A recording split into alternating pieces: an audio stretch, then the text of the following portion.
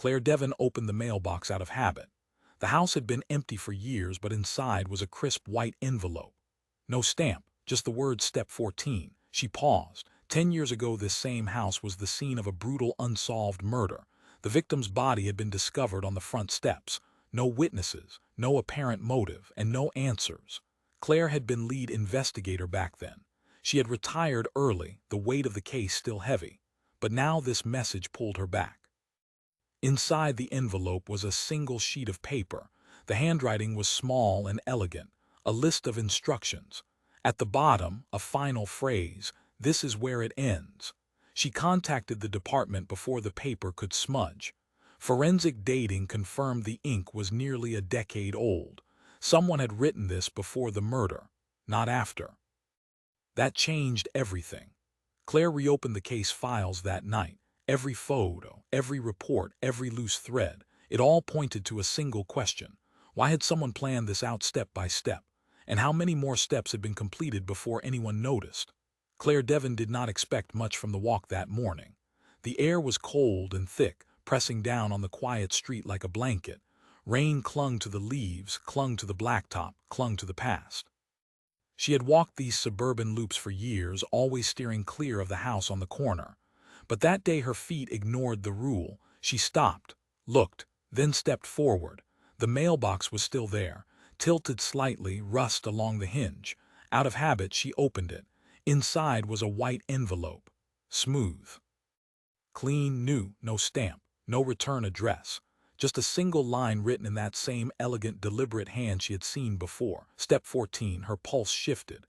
The sensation was slow, like a current under cold water.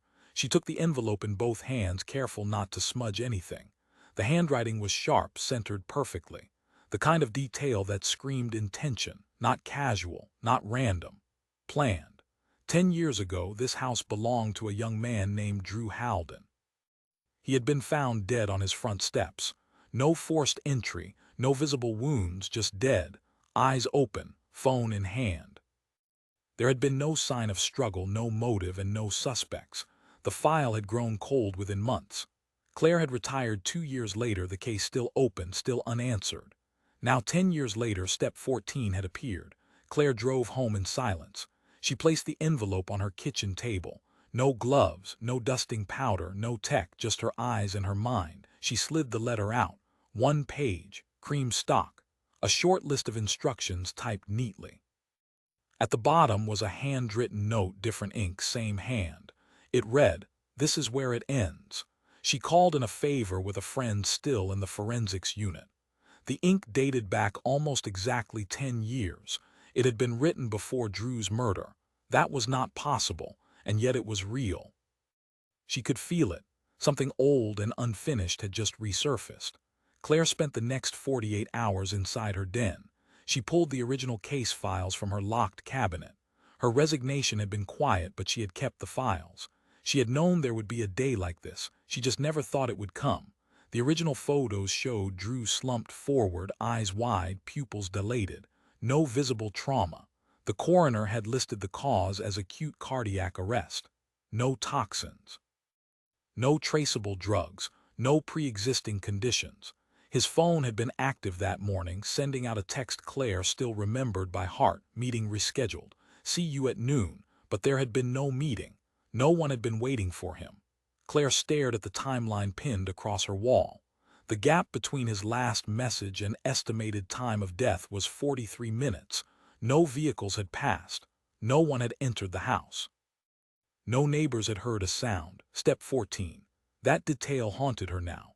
If there was a Step 14, there had to be Steps 1 through 13. That was the logic, and logic was all she had. She returned to the crime scene on a Wednesday. The weather had shifted. The sidewalk was dry, but the sky promised more rain. The house had been sold 3 times since the murder.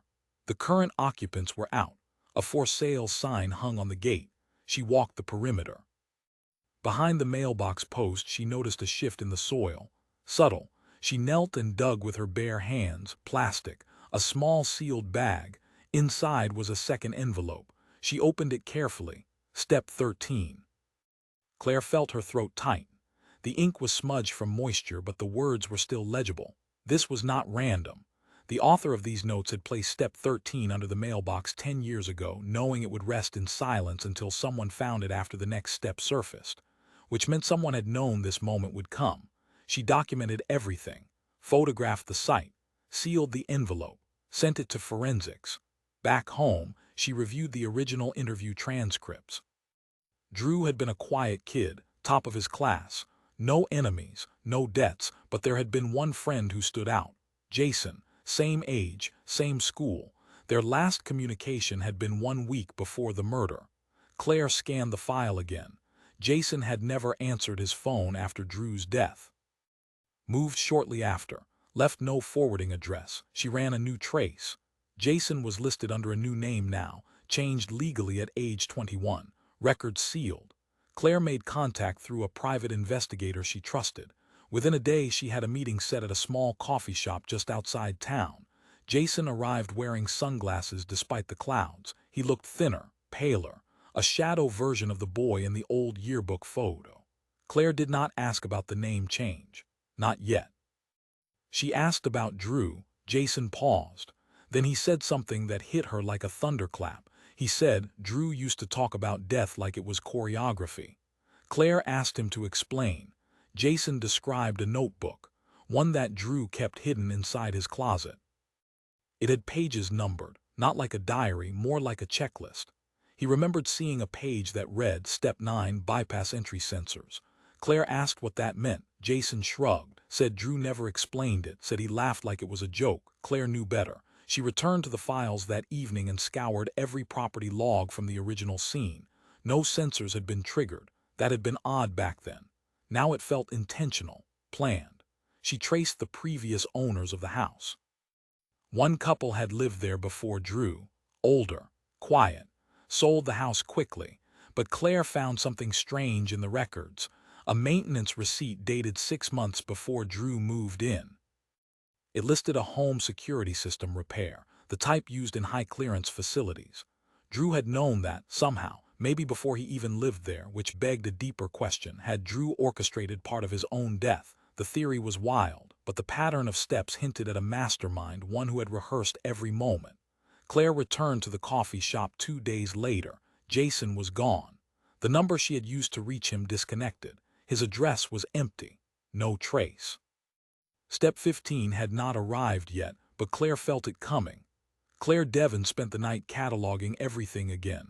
Step 14 in the mailbox. Step 13 beneath the soil. A vanished friend. A house that felt more like a stage than a home. Nothing sat still. Every detail vibrated now, as though the entire case had been placed under a microscope and the magnification kept rising. She pulled up the video archives from the original investigation. Most were dull, long sweeps of the front lawn, unremarkable evidence bagging, interviews recorded on handheld cameras that jittered with every movement. But one clip caught her attention. It showed the inside of Drew's bedroom. Bookshelves, a desk. One wall painted black with constellation decals arranged in irregular patterns. Claire had missed that detail 10 years ago. Back then, it had seemed like typical teenage decor. Now it felt more like code. She took a still image and ran the star pattern through a forensic mapping tool. The arrangement did not match any real constellation, but it did match something else. A simplified layout of the local street grid. Drew had painted a map of the neighborhood on his wall using stars. It included the house 2 blocks north, the one Jason had lived in. Claire stared at the overlay. Drew had encoded his world, embedded meaning into decoration. The placement was not random. Each star mapped directly to a location. She printed the overlay and marked them one by one. One of the marked houses had belonged to a man named Philip Crane. Claire remembered him vaguely. Retired electrician, lived alone. The original investigation had knocked on every door but found nothing suspicious. Claire decided to revisit him. The house was darker than she recalled, curtains drawn, no visible motion inside. She knocked once. No answer. She waited. Then knocked again.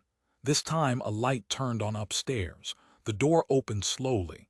Philip stood there, thinner than before, eyes sunken, beard gray. He studied Claire's badge and sighed. He said he knew this day would come. Claire stepped inside and immediately sensed it. The air was dense with time. Boxes untouched. A radio playing faint static from another room. Philip led her to a small den.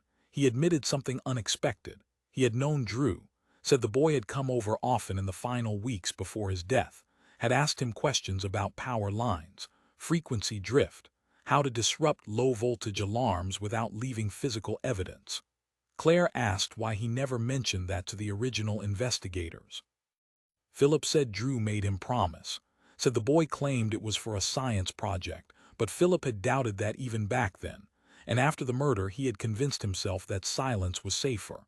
Claire pressed further. Had Drew ever left anything behind? Philip hesitated, then nodded. He stood slowly, moved to a cabinet and returned with a sealed box. Inside were several items. A broken wristwatch, a single glove, and a VHS tape in a plastic case labeled Step 6. Claire took the tape back to her house. She did not own a VHS player, so she drove to the evidence lockup facility where she still had old clearance privileges. The tech team digitized the contents within an hour. The footage was silent, grainy. Drew stood in front of a mock-up wall made of cardboard and plywood. He walked through a series of movements, opening a door, stepping carefully over an imaginary beam, timing his gestures with a stopwatch. The tape ended with him turning to the camera, holding up 6 fingers and nodding. Claire played it again. Each movement was measured, practiced, rehearsed like choreography. Jason had used that word. Claire now believed it had been literal. She dug into Drew's school records, found an old elective listing, intro to set design, that aligned with the plywood.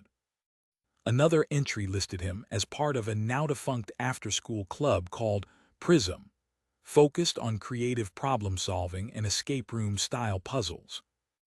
She tracked down the faculty advisor, now retired. The man remembered Drew vividly, said he had been gifted, the type of mind that saw through problems like glass. One time Drew had solved a 5-layer cipher puzzle in under an hour. The advisor mentioned something else.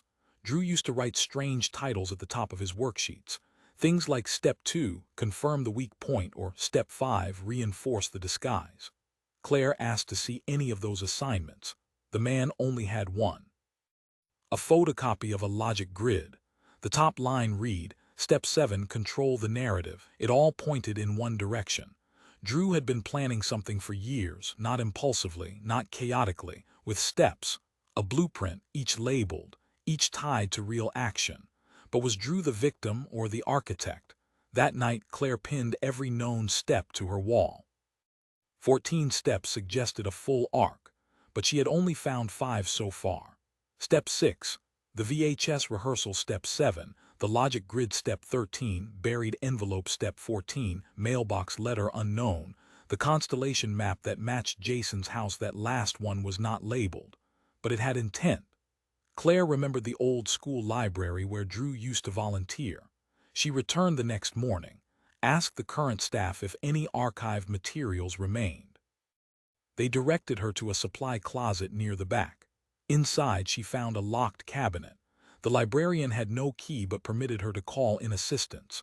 A locksmith arrived within 30 minutes and picked the old lock. Inside were dozens of folders. One stood out, a file labeled Sequences. She opened it. Inside were sketches, room layouts, shadow angles for different times of day, noise maps of the school cafeteria, diagrams of traffic light cycles. And in the corner of every page, handwritten numbers. Small, circling closed, 1 through 12. Claire collected the papers, bagged them for preservation. She drove straight to the department and requested access to the deep archive. Drew's phone, the one found in his hand at the time of death, had long since been stored digitally. Claire requested the metadata but also the image backups. One stood out, a photo of a chalkboard. It showed 3 words, Step 0, become invisible. Claire stared at that line. Step 0 was not part of a sequence. It was the philosophy behind it. Drew had not just created steps for an act. He had designed his identity around them, maybe even erased himself in the process. That night, a message arrived in Claire's mailbox. Real mail, no return address. Inside was a single note. It read, Step 15 is yours now. Claire Devon held the new envelope without opening it for nearly 30 minutes. It rested on her kitchen table, the same surface where Step 14 had first reawakened the case. This one was smaller, thicker paper. The ink on the front was lighter than before, as if the pen had begun to run dry. It said only, "Step 15 is yours now." She finally slid her gloved finger under the seal and opened it. Inside was no letter. No typed list, just a small metal key and a time, 2 p.m. no date, no address. Claire examined the key under her desk lamp. It was unbranded, worn on the edges, and cold despite the room temperature.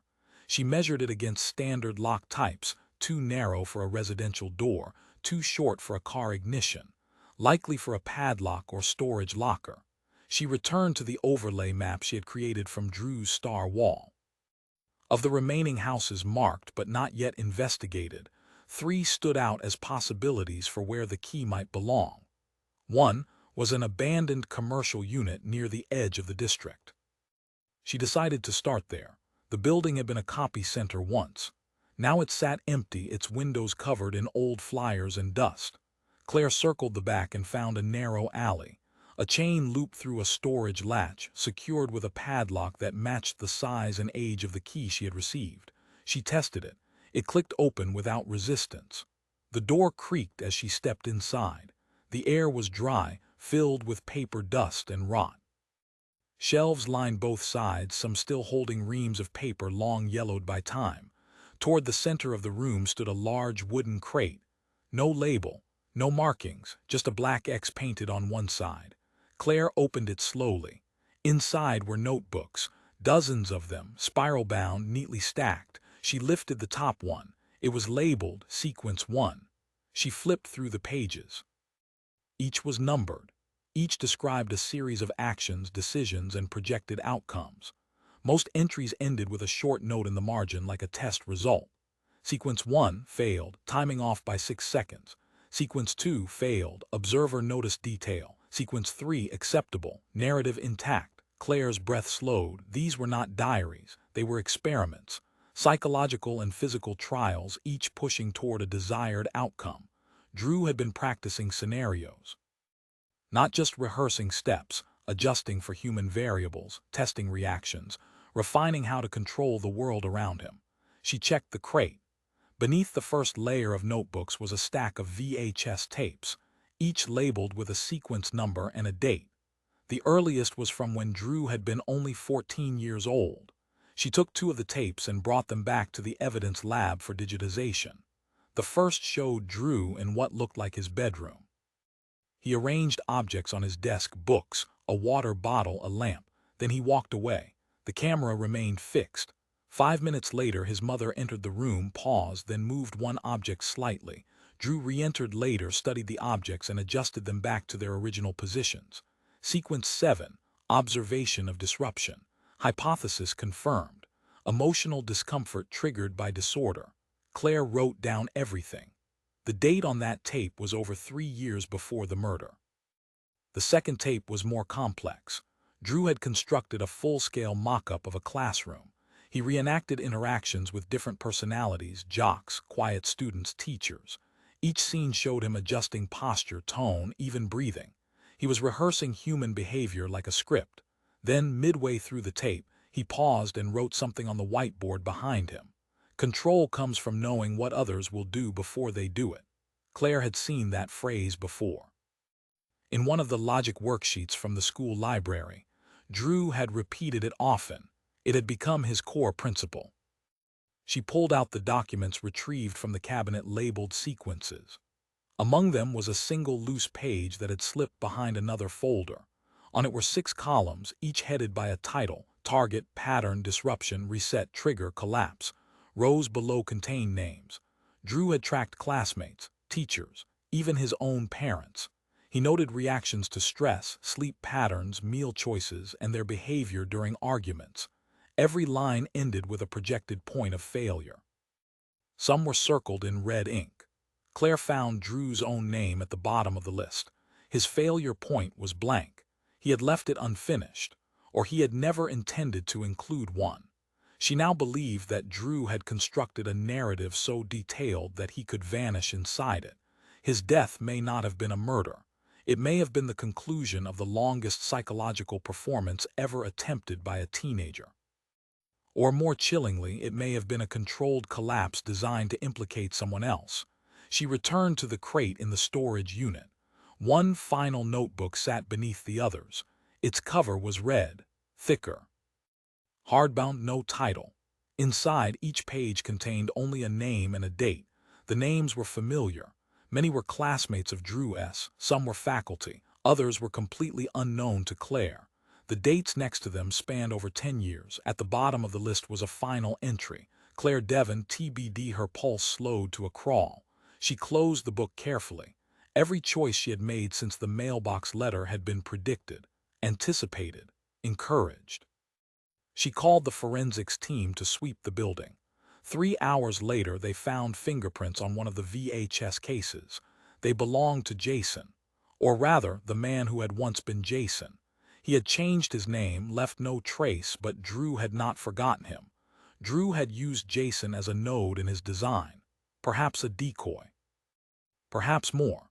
Claire now believed Drew had never stopped planning, even after death. And if the list in the red notebook was real, Claire was not just the investigator anymore. She was step 15. Claire Devon spent the next 48 hours assembling a full chronological map of Drew Halden's recorded footage. She now had access to 39 digitized VHS tapes, each corresponding to a numbered sequence from the storage crate. Most of them spanned 2 to 3 hours, and each followed a distinct structure, a hypothesis, a setup, an enactment, and a handwritten conclusion scribbled briefly on a sheet of paper held up at the end of each tape. She watched them in silence, resisting the urge to stop, even when the content became repetitive or unnerving. Drew documented everything: how people reacted to compliments, how authority figures responded to silence, how noise pollution affected attention spans. The older tapes revealed a younger Drew, curious and analytical. But as the tapes progressed, his tone became colder, more measured. By sequence 20, he no longer included his own voice at all. He was observing, not participating. In one of the most disturbing recordings, labeled sequence 27, Drew placed a classroom-sized mirror in his bedroom. For 2 hours, he recorded himself interacting with his own reflection. He mimicked facial expressions. He practiced grief. He practiced joy. Then, without warning, he snapped into stillness and wrote something in red ink on the wall behind him. It said, "I do not feel what they feel. I only know what it looks like." Claire paused the footage, rewound, played it again. Drew had studied emotion as performance. That explained the cold logic of the sequences. It also suggested something darker. Drew may have lacked core empathy but had compensated with structured mimicry. He could pass for normal. He could simulate pain, love, confusion. But beneath it, he operated from a script. Claire moved to the forensics lab to re-examine Drew's personal belongings retrieved after his death. His phone, his school bag, his laptop, all had been processed, cataloged, and archived. She pulled the laptop from storage. The battery was long dead. The hard drive had already been cloned, but the original device might still hold subtle artifacts. She booted the cloned image and opened a hidden directory that had gone unflagged 10 years ago. Inside were nested folders labeled numerically, 1 through 25. Each contained text files named after ordinary things: rain, Monday, fence, salt. Claire opened a few. The content was abstract, filled with phrases like "resistance fails at repeated doubt," and "silence is consent if the gaze holds past 7 seconds." They read more like philosophical fragments than journal entries, but buried among them was a document titled "Collapse." It was only 5 lines long. 1. Remove origin. 2. Create pattern. 3. Map the logic. 4. Withhold the trigger. 5. Watch them pull it anyway. Claire read it twice. Then a third time. It felt like a personal manifesto. If Drew had engineered his own death, this might have been his instruction set. He had removed his own origin, erased traces of motive, created patterns, mapped reactions, withheld the obvious clue, and then sat back to observe. She returned to the crate in the copy center storage unit. There was one tape she had not reviewed, the only one with no sequence number. Its label simply read, "Final Draft." She digitized it under full observation. The footage opened in darkness. Then slowly Drew's face came into frame. He sat on a stool in front of a black curtain. The lighting was theatrical, a single overhead bulb casting harsh shadows. For 7 minutes he said nothing. Then he stood and turned to a large board behind him. It was filled with strings, notes, photographs, an evidence board. But it was not his, it was Claire's. She recognized the photos, old crime scene shots from the Halden case, her own handwritten notes which had never been publicly released, a picture of her with the case files spread across her desk. Somehow, Drew had recreated her investigation before it had even started. The recording ended with him writing one final line in chalk beneath the board. "If you are watching this, you finished it for me." Claire leaned back, cold creeping into her arms. Drew had constructed his life like a maze, but she now realized he had never expected to complete the journey.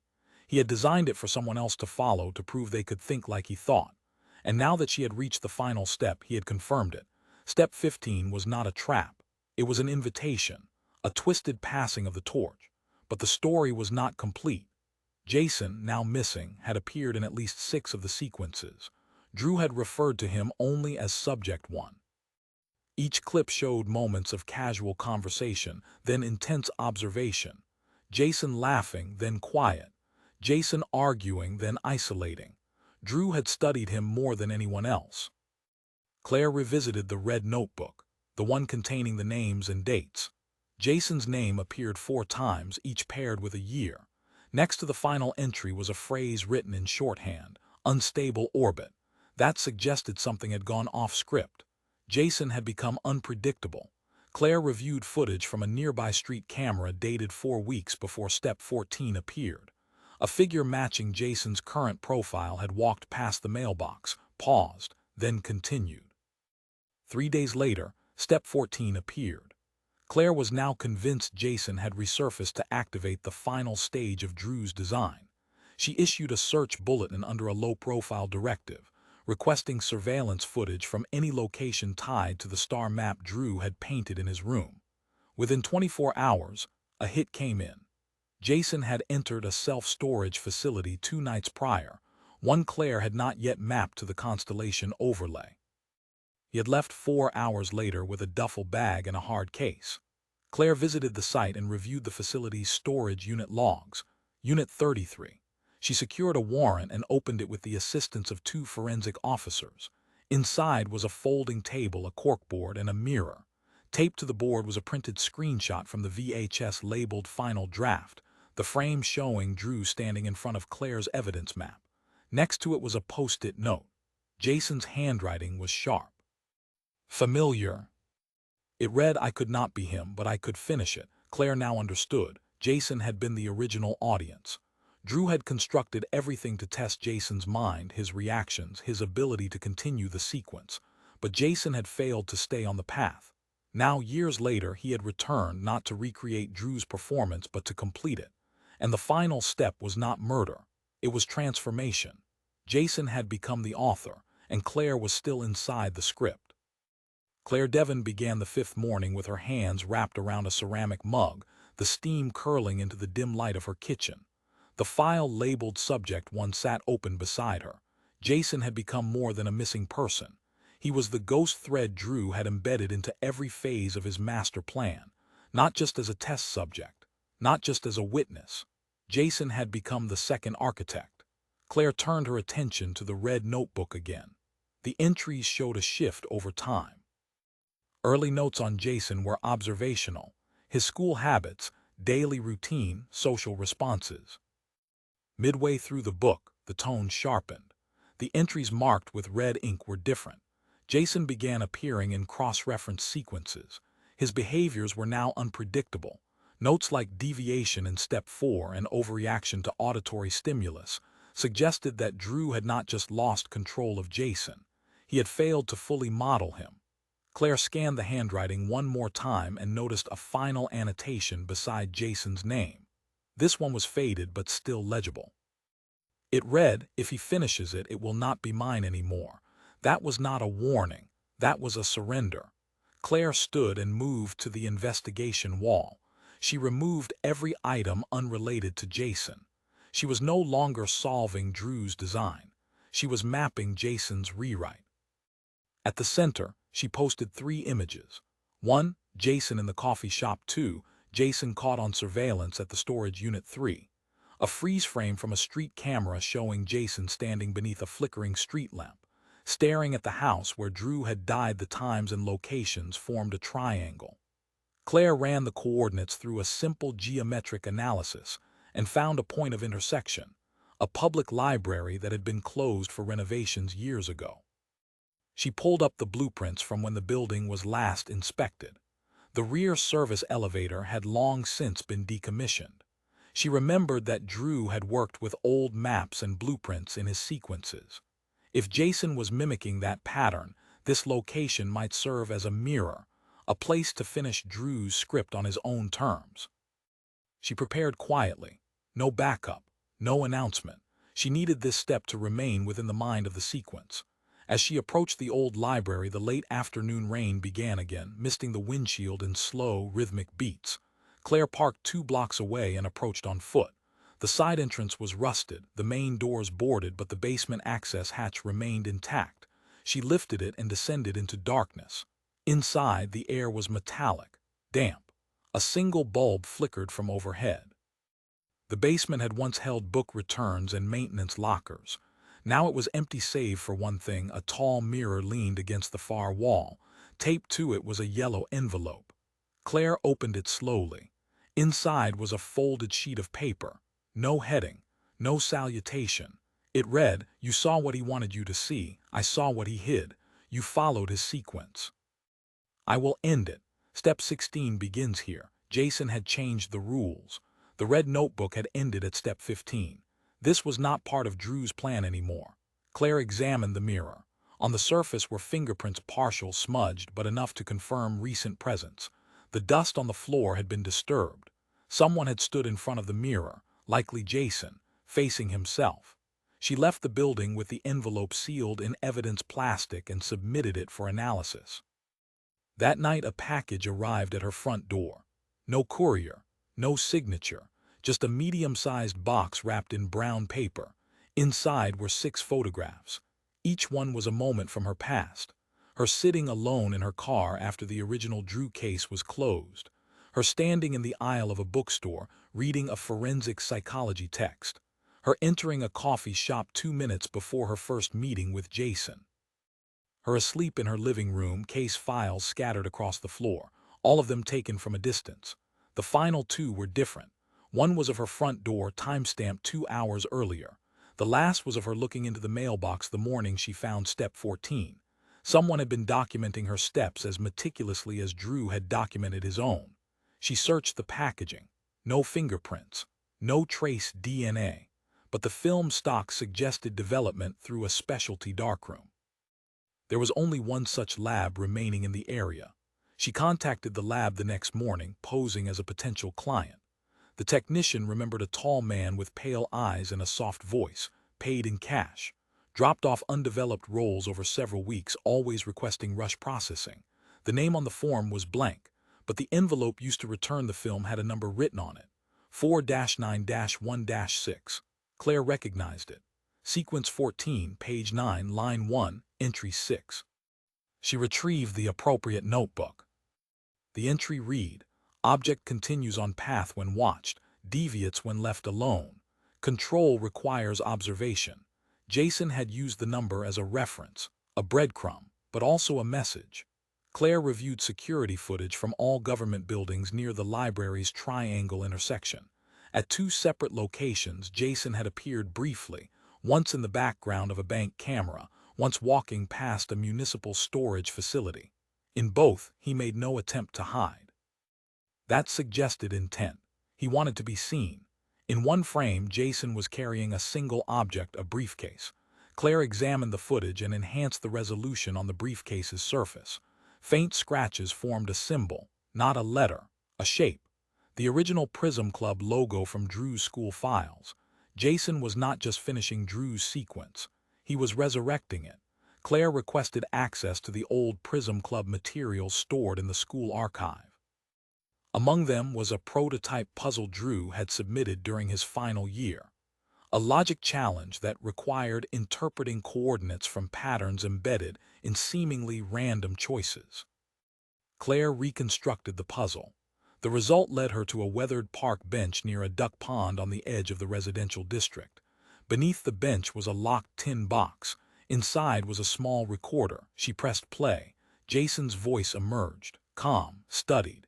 He said Drew was never interested in the outcome, only the orchestration.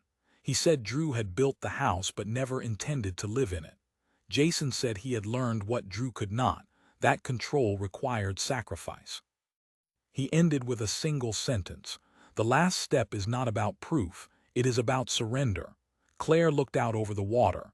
The surface was calm, the air still. Jason had restructured the final phase of the sequence not to escape detection but to be acknowledged, seen. He wanted Claire to understand his role not as the copy but as the culmination. And that meant one thing: he was not running anymore, he was waiting. Claire Devon did not sleep that night. She paced the narrow hallways of her home, her mind looping over the words Jason had spoken in the recording. The last step is not about proof, it is about surrender. She understood what that meant now. Jason was no longer hiding. He was no longer executing Drew's vision. He had stepped beyond it. What Drew had spent years scripting, Jason had absorbed and repurposed into something colder, something philosophical. Drew had used sequences to test control. Jason used them to test meaning. She revisited the photographs sent in the unmarked package. There had been 6. She had assumed they were in chronological order, but a second inspection revealed something odd. The shadows in one of the middle images, the bookstore aisle, fell in the opposite direction. Time of day mismatch. When she reordered them by shadow length and direction, a new sequence emerged. Each location formed a shape, a spiral. Claire mapped the coordinates and confirmed it. The photographs had been taken at increasingly tighter intervals, converging on one point. The final image, her checking the mailbox, occurred directly in front of her own home. Jason had been moving in circles, each smaller than the last. That pattern was not just metaphorical, it was geographic. She was the axis. The spiral ended with her. She drove to the outermost location, the bookstore. There she asked to review the security footage from the day of the photograph. The manager complied. In the footage, Jason appeared 3 minutes before Claire entered. He did not approach her. He walked behind her, stopped at the magazine rack, and turned to watch. He left exactly 13 seconds after Claire did. Claire requested footage from the next location inward on the spiral. Same pattern. Jason arrived first, waited, watched, then left, always out of reach, always present. She traced the spiral inward again and again, confirming timestamps, surveillance presence, public reports. At each site, Jason had maintained a precise distance from Claire, never interacting, only observing. This was not about evasion. It was choreography. He was guiding her into place. Claire returned home and spread the spiral map across her dining table. She highlighted the convergence point and connected it to every known Jason sighting. It resembled a lens, like light being bent toward a focal burn. In the center was her home. She checked the front step again, the mailbox, the hedge, nothing new. Then she checked the attic. It had not been entered in months. She climbed slowly, hand on the rail. The hatch creaked as it opened. The attic was silent. Dust lay undisturbed across the floorboards, but something was different. In the far corner, a narrow strip of masking tape marked an X. Claire crossed the room and knelt beside it. The dust had been brushed away deliberately in that one area. No footprints, no drag marks, just clean floor and the X. She tapped gently on the wood beneath. Hollow. She pried up the panel. Beneath it was a manila envelope, thick, heavy, labeled Step 17. Her breath slowed. She opened it carefully. Inside were 5 items. A photograph of Jason and Drew, younger, seated on a rooftop at sunset. A photocopy of a death certificate with the name redacted. A single gold key. A cassette labeled Echo 17. And a note. It read, "You were always part of it, from the beginning." Claire sat down hard on the attic floor. The photograph was one she had never seen before, not publicly available, which meant it had been taken privately. Jason and Drew had known each other well, closer than the files had suggested. The date scrawled on the back placed the image 6 months before Drew's death. The redacted death certificate matched the formatting used by the local hospital 10 years ago. The obscured name had the same number of letters as Drew S. Same date. Same case file code in the corner. Drew's death had been reported under a sealed identity. That implied an alternative chain of custody, one that bypassed the official autopsy summary Claire had been given. She would need access to deeper records. The gold key was small, not for a lock or door, possibly a safe deposit box. She called in a quiet favor from a colleague who worked in financial compliance. Within 6 hours, they located the corresponding lockbox number at a private bank near the city limits. Claire drove there alone. Inside the deposit box was a single microcassette recorder and a folded sheet of paper. She played the tape first. Jason's voice emerged, thinner than before. He said Drew had started everything as an experiment, but it had turned into a religion. That Drew had begun believing in the perfection of his structure, that everything was improvable, observable, repeatable. He said Drew did not die because someone killed him. He died because his belief in control failed. Jason paused. Then he said the words that froze Claire in place. Drew planned to erase himself completely. No record, no body, no legacy, just a set of steps that someone would follow to the end. But when the moment came, he could not let go. Jason had found him half-conscious on the steps minutes before his death was discovered. He had left Drew there. He had let the steps complete themselves. The paper inside the deposit box contained one final phrase, handwritten in Jason's precise, neat print. You finished the sequence, but that does not mean it was yours. Claire returned home and sat in silence. Step 17 had not been part of Drew's plan. It had been part of Jason's. And now she realized the deeper betrayal. This had never been about solving a murder. It had been about proving who could follow the path to its end without losing themselves. Claire had done it, and Jason had been watching every step. Claire Devon woke to silence, not the peaceful kind, but the sharp, absolute quiet that made every breath feel louder. Rain had stopped. The air hung still. For the first time in weeks, there were no packages, no new footage, no calls from forensics, no trace of Jason. No steps. She spent the morning reviewing her timeline. From step 1 through step 17, every stage had a corresponding act. Claire had mapped the transformation from Drew's long-form sequences to Jason's repurposed performance. She had entered the structure willingly, dissected its logic, followed the markers, but something had shifted. Jason had handed her control, or so it seemed. Yet one line from his last recording continued to echo, you finished the sequence, but that does not mean it was yours. She stared at her wall, now stripped down to essential facts. Drew had designed the steps as controlled systems. Jason had turned them into commentary. Claire had solved them, but had she altered them? Or had she simply followed instructions embedded deeper than she realized? There was no step 18, at least none written. But Claire believed that was intentional. She visited the department archives again, this time not for Drew's records but for cases with similar anomalies, cold cases with erratic evidence trails, victims with no clear cause of death. She set filters: age range, method, absence of motive, proximity to Drew's school district during the years of his planning. 3 cases surfaced. Each involved a teenager. Each had died under ambiguous circumstances. Each lived within 6 miles of Drew's known movement zone between ages 12 and 16. Claire read the files slowly. Case 1, Aaron Keene. Age 16. Collapsed during a morning jog, declared cardiac failure. No toxins found. His route passed directly behind Drew's middle school. Case 2, Myra Bell. Age 15. Found at the bottom of a stairwell in a community theater. No visible trauma. Official cause, blunt force impact. Manner, undetermined. Case 3, Lewis Stratt. Age 17. Found sitting upright in his garage, deceased. No wounds. Carbon monoxide ruled out, listed as unexplained. Claire cross-referenced their names against Drew's known associates. None were classmates, but all 3 had participated in after-school puzzle or engineering clubs. All 3 were photographed in Drew's notebook, not labeled, just tagged with numbered dots. Claire returned to the attic, this time with a magnifying lamp.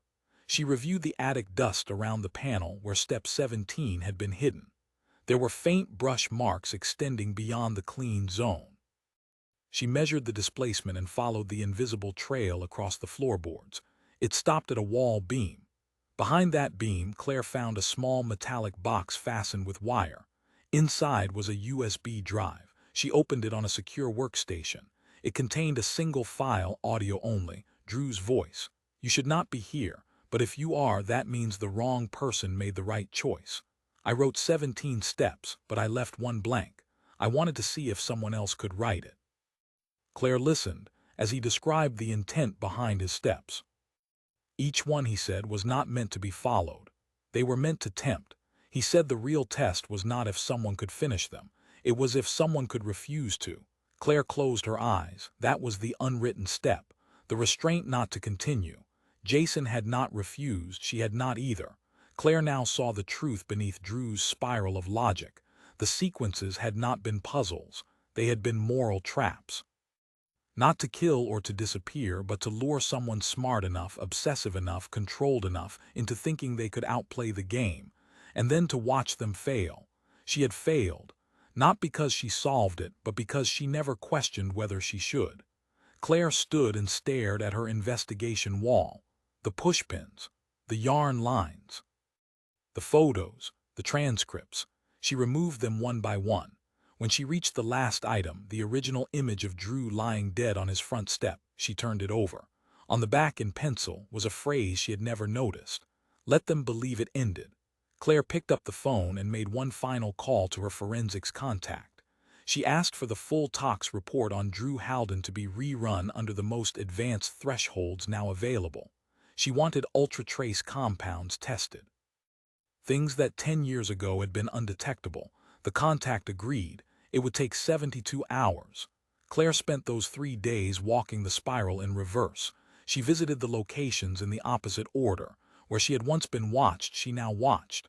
She sat on the bench near the duck pond. She stood at the bookstore aisle. She waited outside the storage unit. Jason never appeared. On the morning of the 4th day, the results came back. Trace presence of a rare compound, an engineered neuroinhibitor originally developed for high-level sedation protocols, undetectable in standard screenings, half-life less than 20 minutes. It had been introduced into Drew's system via transdermal patch. The patch had never been found at the scene, but now Claire knew how Drew had failed his own system. He had designed the steps, but in the end, he could not surrender control to someone else. He had allowed Jason to be there. Perhaps as a witness, perhaps as the hand that would activate the last mechanism. Jason had let Drew die, but not because he wanted the steps to end, because he wanted to own them. Claire returned to the mirror found in the library basement. Behind it, the wall had a single sentence scrawled in faint black ink. She had missed it before. It read, "The one who writes the last step owns the story." Claire left the message untouched. She walked away from the mirror. Then she walked away from the case. She boxed the files, sealed the tapes, and submitted her final report. It included only one line. "Case closed, all steps accounted for. No further sequence to pursue." That night as she sat alone at her kitchen table, her phone vibrated once. A message, unknown number. It read, "Step 18 was silence. You chose otherwise." Then it disappeared. Claire Devon sat with the message glowing on her phone screen. "Step 18 was silence. You chose otherwise." Then it vanished. No sender. No trace. No metadata. She did not respond. There was nothing left to say. She had closed the case. Filed the final report. Shut down the wall of string and photographs. She had boxed the sequences, returned all evidence into storage. And yet the message proved what she already suspected. The story had never really belonged to her. Drew had designed a structure so perfect that its momentum outlived him. Jason had stepped in not to hijack it, but to preserve it. Claire had followed because the steps demanded a mind sharp enough to understand them, but in understanding, she had been caught. Step 18 had not been an act, it had been a choice. A final question posed in silence, and she had answered it with noise. Claire left her phone on the counter and walked to the window. Rain had returned. Slow, soft, constant. She stared into the dark, wondering how long Jason had been watching. Not just her movements, but her decisions. Her reasoning, her failures. He had vanished completely. The last confirmed sighting had been over 2 weeks earlier, entering the triangle of convergence. Since then, nothing. But Claire knew he had not disappeared. He had exited. The difference mattered. She drove out the next morning to visit one last location, a cemetery on the edge of the district. Drew's marker sat in the far corner, simple stone, no epitaph, just a name and dates. Claire had been here only once before, years ago, under official capacity. She had not returned since. But now she came with a purpose. She knelt beside the marker and removed a small envelope from her coat. Inside was a printed transcript, the entire sequence from start to finish. All 17 official steps, all audio, all video, every analysis she had made, a complete forensic breakdown. She placed the transcript under a sealed plastic sheet and weighted it down with a flat stone. Then she stood and walked away. She did not look back. Claire returned to her house and began dismantling her den. No need for the case files anymore. No need for the photographs or maps or timestamp charts. The sequence was over. Whatever Jason had become, actor, inheritor, observer, he had gone quiet. She intended to do the same. That decision lasted 46 hours. Then another envelope arrived. No stamp, no handwriting, just a wax seal in the center. Inside was a photograph. It showed Claire kneeling beside Drew's grave, placing the transcript down, taken from a high angle, likely from a drone. She examined the photo and found something hidden in the tree line behind her, a silhouette. Jason had been there. Watching. The reverse side of the photograph had a single phrase, "Ownership is a lie." Claire stared at those words. She now understood the game in its purest form. Neither Drew nor Jason had sought power, not directly. What they pursued was permanence, a structure that would survive without being preserved, a story so compelling that others would keep it alive just by trying to solve it. She turned on the recorder and began documenting everything once more, not for the case, for herself. She logged each movement of Jason after Drew's death, each photograph, each message, each moment of manipulation. She laid out how the steps had continued, not because Jason forced them, but because Claire believed in finishing what was left undone. The sequence had become self-sustaining. That was the true brilliance. Claire reviewed one last anomaly. The VHS labeled Final Draft. She returned to the digitized footage and slowed the final 10 seconds frame by frame. At timestamp 15 minutes 23 seconds, Drew glanced directly into the camera and blinked twice. His pupils contracted unnaturally fast.